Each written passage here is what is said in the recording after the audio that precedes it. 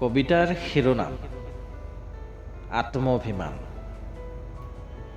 ৰচনা গিৰিন চন্দ্ৰ বৰা। আবৃত্তি হেমন্ত ওজা কলিতা।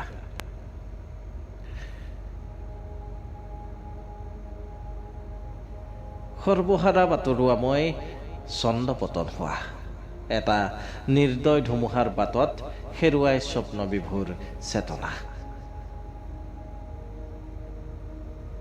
এটা নিবিচৰা দিন উদযাপন কৰাৰ পৰাই খহিছে মোৰ আত্মঅভিমান।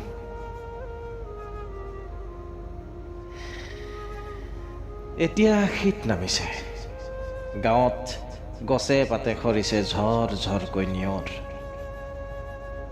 মোৰ চহৰৰ আত্মঅভিমানত এতিয়া ধোঁৱাৰ ধেমালি।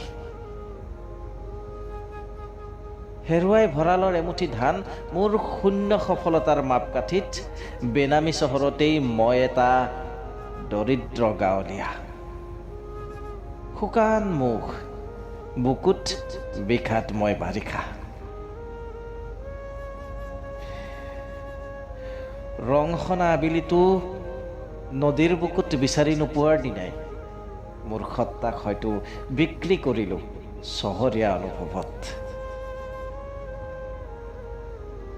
মইতো জনা নাছিলোঁ চকুত চাট মৰা নিৰ্জীৱ পদাৰ্থৰ প্ৰয়োভৰত জন্ম হয় নগৰ, কৃত্ৰিমতাই হৃদয়ত বাস সাজিলে হয় চহৰীয়া।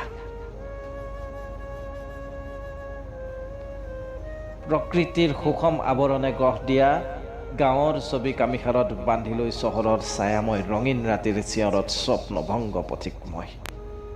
নিচাগ্ৰস্ত নিশাৰ বৰীয়া আহ্বানক নেওচা দি